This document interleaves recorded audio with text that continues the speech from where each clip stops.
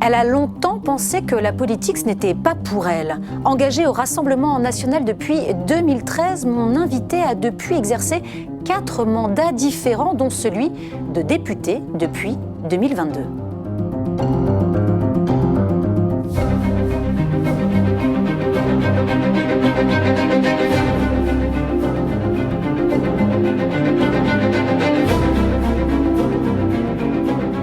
Bonjour Julie Le Chanteux. Bonjour Valérie. Quand vous avez été élue députée en 2022, vous avez expliqué, je vous cite, « Je n'imaginais pas faire de la politique car c'était pour moi un milieu bien trop élitiste ». Pourquoi vous pensiez que la politique ce n'était pas pour vous ?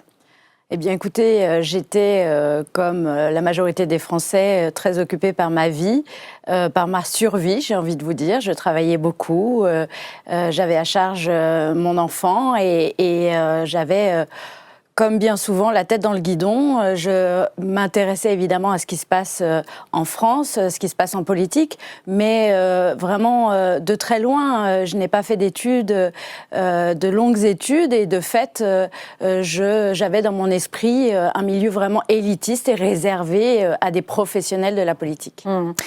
Vous êtes tout de même intéressé très jeune à la politique, hein. Vous êtes reconnu dans les idées du Front National à l'époque.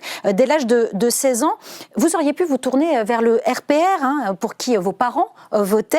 Pourquoi le Front National de Jean-Marie Le Pen ? Alors effectivement, j'ai grandi dans un milieu à droite. Ma grand-mère était une sarkozyste convaincue. Pour ma part, j'ai adhéré très vite aux idées défendues par le Front National à l'époque, par Jean-Marie Le Pen, car il avait... à mon goût, le tort d'avoir raison trop tôt.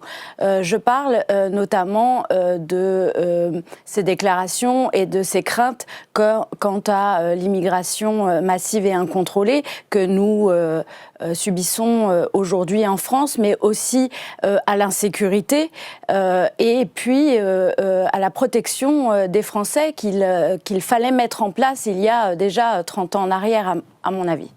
Si vous n'imaginiez pas faire de la politique, et vous l'avez un peu évoqué au début de cette émission, c'est aussi parce que pendant longtemps, vos priorités étaient ailleurs, hein. Vous expliquez avoir connu des fins de mois difficiles. À quoi ressemblait votre vie à cette époque ? Vous étiez notamment maman solo, vous l'avez plusieurs fois expliqué. Je travaillais, j'étais coiffeuse à l'époque pendant 17 ans, puis ensuite agent immobilier. Eh bien, c'est ce dont je parlais au départ, c'est de la survie. En réalité, on travaille énormément. Il faut concilier le fait de pouvoir accompagner son enfant le matin avec des horaires de travail qui ne correspondent pas forcément. De la même manière, le soir, savoir et imaginer comment pouvoir régler ses factures en fin de mois, comment pouvoir trouver un logement, le louer tout simplement parce qu'il faut, vous le savez, gagner 3 fois le montant d'un loyer, et donc c'est quasiment impossible. Avec un SMIC à l'époque, c'était 1100 et quelques euros, c'était très difficile, donc voilà, c'est un combat de chaque jour et qui occupe particulièrement l'esprit. Quand vous évoquez votre vie d'avant, celle qui a précédé donc votre engagement politique, le mot d'injustice revient souvent. Vous expliquez toutes les complications et les injustices que les Français peuvent vivre, je les ai vécues. Qu'est-ce que vous entendez exactement par injustice ? Pour moi, l'injustice, et d'ailleurs donc je l'ai vécu, c'est notamment donc le fait de travailler vraiment à plein temps, de se donner les moyens, de rapidement faire un bilan comptable en se disant finalement si je ne travaillais pas, si je faisais une demande d'aide pour le logement, pour l'enfant, pour ci, pour ça, pour l'autre, non seulement je ne travaillerais pas, j'aurais plus de temps pour moi, mais en plus je pourrais payer mes factures, ce que je n'arrive pas à faire en travaillant. Ça, c'est une première injustice. Tout en travaillant, j'avais donc des difficultés à trouver un logement décent. Je veux dire par là que j'avais un studio 18 mètres carrés que je payais une fortune avec mon fils qui n'avait pas de chambre, qui grandissait. Donc j'ai demandé de l'aide pour trouver un logement social qui, comme vous le savez, le loyer est adapté en fonction de vos revenus. Et ce qui permettait surtout à mon fils qui grandissait d'avoir une chambre. Une chambre pour travailler. Et cette demande m'a été refusée catégoriquement pendant 3 ans. Et je trouvais ça terriblement injuste parce que je cotisais en travaillant pour justement ces accidents, ces parcours de vie où on a besoin d'aide. Et voilà, c'était une deuxième injustice. De fait, c'est ce qui a déclenché mon engagement local. Et puis, j'ai emprunté ce chemin avec un vif plaisir et surtout avec beaucoup d'enthousiasme. Mais effectivement, la justice, pour moi, c'est quelque chose de viscéral.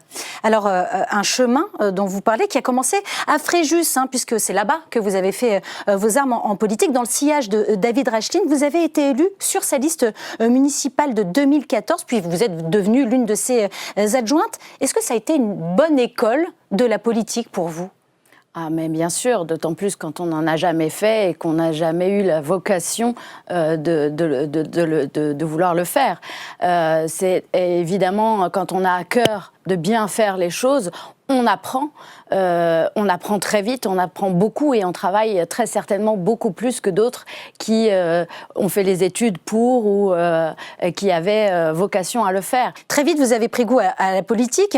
Vous avez été élue conseillère départementale en 2015, puis députée européenne en 2019 et donc élue députée ici en 2022. Pendant la présidentielle de 2022, vous avez été la référente au Rassemblement national sur toutes les questions liées aux droits des femmes. C'est un sujet sur lequel vous êtes engagé assez tôt, on l'a compris. On va revoir un extrait d'une conférence intitulée « Liberté des femmes en France et en Europe » que vous avez organisée en 2021. On regarde. Je ne vais pas vous parler ici de néo-féministes pour qui le mâle blanc hétérosexuel est l'ennemi numéro 1 à abattre. Non. Nos pères, nos grands-pères, nos frères, nos maris, nos fils, nous vous aimons et nous avons besoin de vous comme vous avez besoin de nous. Ces pseudo-féministes sont des fascistes qui ne luttent pas pour la cause féminine, mais pour une idéologie qui détruit notre structure familiale traditionnelle. Elles détruisent l'image de la femme et ne luttent pas pour des droits, mais pour des places. Est-ce que vous vous définissez comme féministe ? Eh bien, j'ai envie de vous dire, au vu de ce qu'on vient d'entendre, pas du tout. Et pourtant, la défense des droits des femmes est importante et primordiale. Malheureusement, une certaine partie de la classe politique s'est emparée du féminisme, de la défense des femmes, mais avec une idéologie qui me paraît détruire l'image de la femme plus que de la mettre en valeur. Donc vous dites qu'on peut défendre les femmes sans être féministe ? En réalité, je le suis, mais le terme a tellement été dévoyé que j'ai du mal à le dire, très sincèrement. Je pense que, voilà, défendre la femme ne veut pas dire pour autant détruire la place de l'homme. C'est ce que j'ai voulu souligner dans mes propos. Est-ce que votre féminisme inclut aussi la défense de l'IVG, de l'accès aux moyens de contraception ou à une éducation sexuelle ? Est-ce que ça fait partie de votre combat pour le droit des femmes, pour la liberté des femmes ? Je pense sincèrement que oui, la femme en responsabilité, c'est-à-dire toujours ne jamais être dans l'abus, doit conserver ce droit à l'avortement. Pour moi, c'est indispensable. Alors justement, vous en parliez parce que si je vous pose cette question, c'est parce qu'en 2021, quand vous étiez eurodéputé, vous êtes opposé à une résolution qui visait à garantir l'accès à ces droits, alors qu'ici, à l'Assemblée nationale, vous avez voté pour la constitutionnalisation de l'IVG. Pourquoi ce décalage ? Tout simplement parce que là, c'est une désorganisation du Parlement européen. Lorsque nous votons au Parlement européen, vous avez un gros titre. Et dedans, déjà, il y a plusieurs textes, il y a plusieurs sujets. Et notamment, nous sommes obligés de voter pour l'ensemble des nations.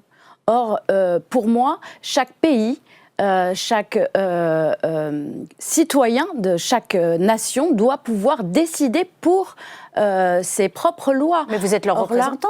Non, pour moi, je suis représentante française au Parlement européen. Donc, je vote pour mon pays. De fait, à l'Assemblée nationale, j'ai voté ce pourquoi je crois, mais surtout en tant que représentante des Français. Je ne voulais pas voter au Parlement européen, si vous voulez, pour l'Allemagne, pour la Pologne ou pour l'Italie.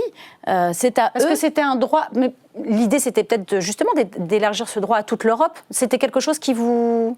Oui, qui vraiment. vous convenait pas. Oui, l'ingérence, pour moi, c'était de l'ingérence pour les autres pays d'Europe. Vous faites partie des eurodéputés du Rassemblement national qui se sont rendus en Russie comme observateurs à l'occasion du référendum constitutionnel de 2020. On le voit donc sur ces images. C'est le référendum qui a autorisé Vladimir Poutine à briguer un 5e et un 6e mandat présidentiel. À l'époque, vous aviez conclu que le référendum s'était bien déroulé, je vous cite, dans les bureaux de vote où vous vous êtes rendus. Bon, alors, sauf que vous le savez, hein, les médias indépendants russes, l'opposant Alexeï Navalny et plusieurs journaux de référence européens, comme Le Temps par exemple en Suisse, avaient recensé des fraudes massives et grossières. Est-ce que vous n'avez pas eu l'impression de servir de caution démocratique à Vladimir Poutine ? Écoutez, c'est possible. Néanmoins, moi, mon honnêteté, c'est que nous avons fait plusieurs bureaux de vote, que nous avons posé des questions, que nous avons regardé ces urnes qui, là-bas, sont scellées avec du plomb fondu, que nous avons vraiment fait un réel travail d'observation. Au terme de ces observations, de ces questions et autres, nous n'avons, et nous étions encore une fois plusieurs dizaines, observé aucune dérive, aucune tricherie. Néanmoins, voilà, après, malheureusement, on ne peut pas tout voir, tout savoir, mais je ne pouvais pas répondre, ça s'est mal passé, j'ai vu des erreurs, ce n'était pas le cas. Est-ce que vous le referiez aujourd'hui si les autorités russes vous le demandaient, vous le proposaient ? Il ne faut pas oublier que c'était donc maintenant, il y a quelques années, 2019 ou 2020, exactement. On n'était pas du tout dans la même situation dans laquelle nous sommes à ce jour, malheureusement. De fait, non, je n'y retournerai pas au vu de la situation dans laquelle nous sommes. Ouais. Alors, on arrive au terme de l'émission et c'est le moment de notre quiz. Donc, je vais vous proposer des phrases que vous allez devoir compléter. Avant d'être élu député, je pensais que l'Assemblée était une institution où on devait représenter l'ensemble des Français. Au vu du cirque que nous subissons et surtout les Français, je suis un petit peu déçue de la tenue de l'Assemblée. La principale qualité d'un coiffeur ? L'écoute. L'écoute. Pour moi, j'ai passé des années à lier des liens avec mes clients, mes clientes, et je connaissais bien souvent leur vie, leurs réussites, leurs échecs, leurs complications. Pour moi, l'écoute, c'est quelque chose, c'est une qualité pour un coiffeur. Quand je ne serai plus députée, je pourrai enfin vivre. Vivre, parce que quand on s'engage en politique, on fait une croix sur sa vie sociale, sur ses amis, mais ce n'est pas un sacrifice, c'est un engagement réel pour les Français, et les Français le méritent bien. Merci beaucoup, Julie Le Chanteux, d'être venue dans La Politique et moi. Merci infiniment.